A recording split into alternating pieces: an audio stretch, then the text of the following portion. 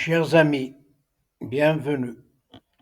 Nous abordons donc cette leçon 12 par les verbes modaux qui doivent être connus par tout un chacun afin de maîtriser un tant soit peu cette belle langue du grand Shakespeare. Ces verbes modaux ou auxiliaires de modalité sont un bagage important qu'il ne faut surtout pas négliger. Au passage, j'avais annoncé à la leçon 11 de consacrer une partie de la présente leçon à l'étude de comment dire l'heure en anglais. Seulement l'étude des verbes modaux nous prendra du temps et nous oblige donc à reporter à une prochaine leçon cette étude sur l'heure. Les verbes modaux ou auxiliaires de modalité. Au nombre de 9, ce sont can, could, may, might, must, shall, should, will, would. Remarquez que could, should et would s'écrivent avec un L, mais ce L est muet et ne se prononce pas. En attendant d'aller dans les détails, can, c'est pouvoir ou savoir, could, pouvoir au passé au conditionnel aux formes polies, mais pouvoir, possibilité, forme polie, subjonctif, might, pouvoir, faible possibilité et forme polie, must, devoir, obligation, nécessité, déduction, shall, auxiliaire de modalité pour une prédiction, un devoir, etc. Should, auxiliaire de modalité pour conditionnel, conseil, forme formelle. Will, auxiliaire de modalité pour futur, volonté, phrase conditionnelle.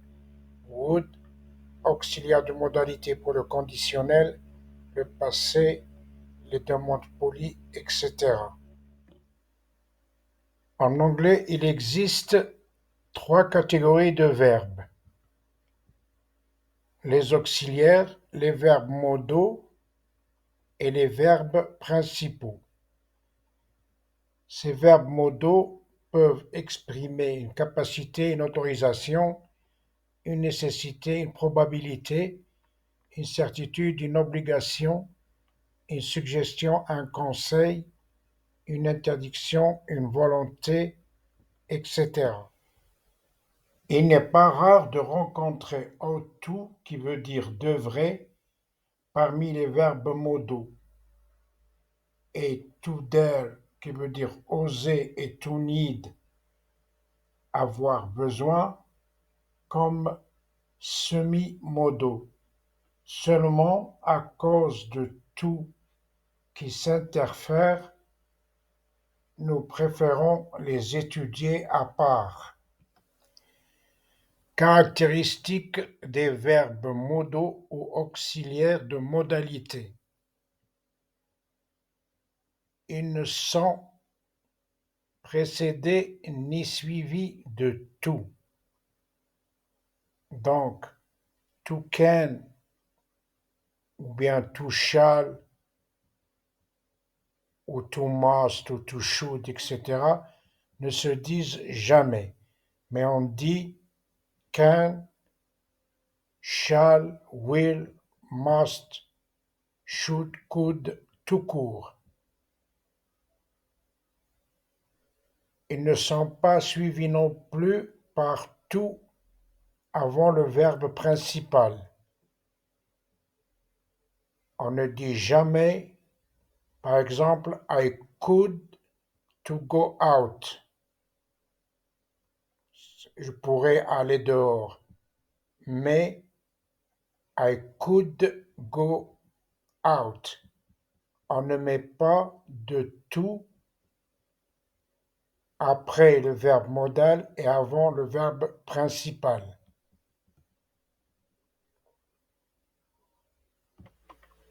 Il change le sens de la phrase selon le verbe modal ou l'auxiliaire de modalité employé. Dans l'exemple je joue au tennis, selon l'auxiliaire de modalité employé, le sens de la phrase change. I play tennis, je joue au tennis. I can play tennis, je peux jouer au tennis. I could play tennis, je pourrais jouer au tennis. I must play tennis, je dois jouer au tennis. I would play tennis, je jouerai au tennis. I may play tennis, il se peut que je joue au tennis. Il ne se conjugue pas aux autres temps du passé ou du futur, etc. Bien que could, should, would s'apparentent au passé de can, shall, will, ces verbes restent particuliers et indépendants. Pour les conjuguer à d'autres temps, nous employons leurs équivalents. Par exemple, dans l'exemple 1, équivalent de can, c'est able to, capable de. Pour le conjuguer au futur, je serai capable de traverser l'Atlantique, par exemple. I will be able to cross the Atlantic. Dans l'exemple 2, l'équivalent de must, c'est have to, avoir à. Un exemple, je devais me réveiller à 4 heures du matin. I had to wake up at 4 a.m. AM, cela veut dire antéméridiem,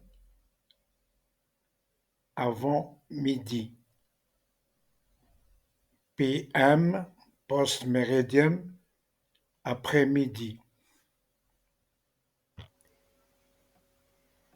Ils n'ont pas de forme en ing, c'est-à-dire on n'ajoute pas ing à can ou could ou should ou would ou un autre verbe modal. Can plus ing égale canning n'existe pas, ou should plus ing égale shooting n'existe pas non plus. Ils n'ont pas d'impératif, c'est-à-dire qu'on ne donne pas d'ordre en utilisant un verbe modal.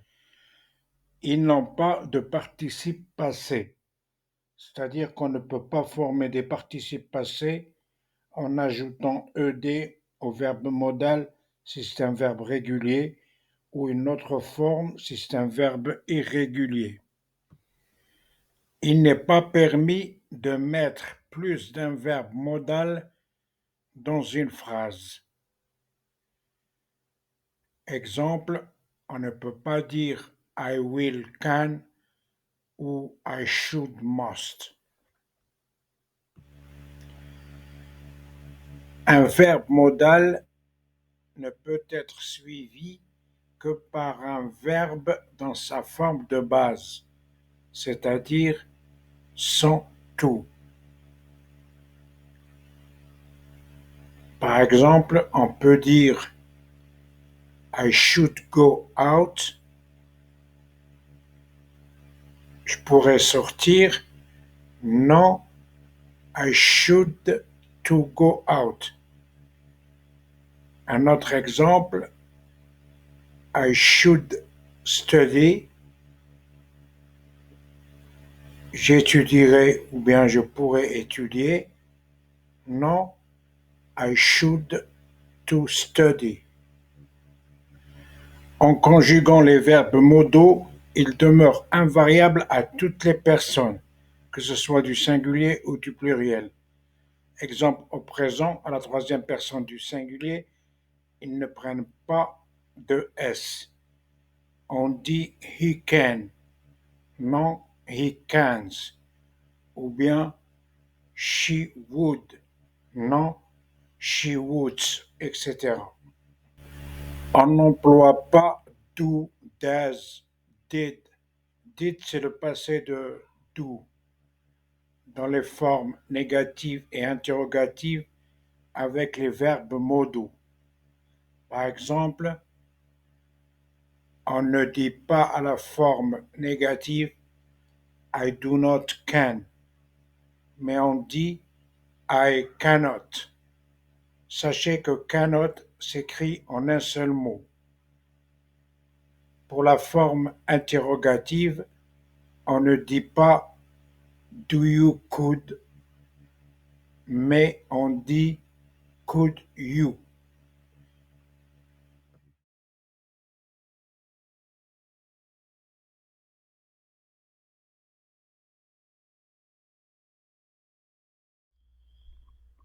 Former des phrases affirmatives avec les verbes modaux. Là, je prends le verbe can comme verbe modal, mais ça peut aller avec les autres verbes modaux comme should, shall, would, etc.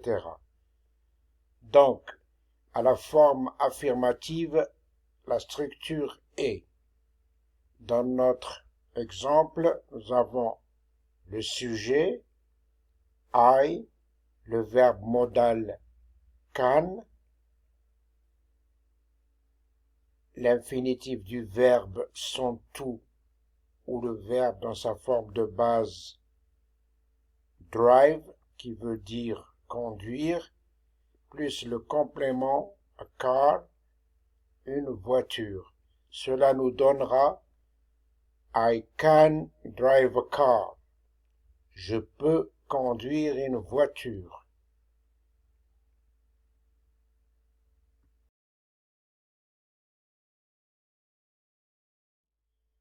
Comment former des phrases négatives avec des verbes modaux? D'une manière générale, à la forme négative, il suffit d'ajouter not, qui exprime la négation après le verbe modal. La structure est. Dans notre exemple, nous avons le sujet I, le verbe modal can, not pour exprimer la négation, drive, l'infinitif du verbe sont tout, c'est-à-dire le verbe dans sa forme de base, a car, le complément. Cela nous donnera I cannot drive a car. Dans sa forme contractée, I can't drive a car. Je ne peux pas conduire une voiture. Remarquez que cannot s'écrit en un seul mot.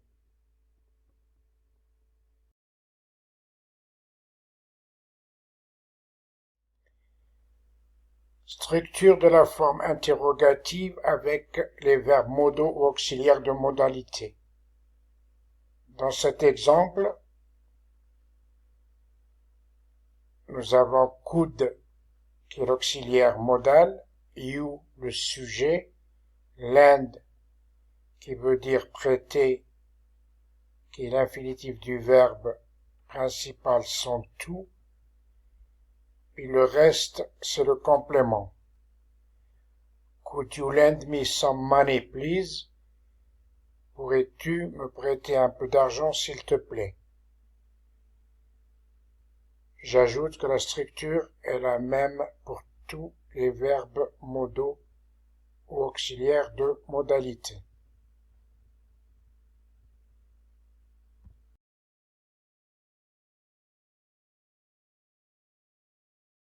Voilà, nous arrivons au bout de nos 15 minutes.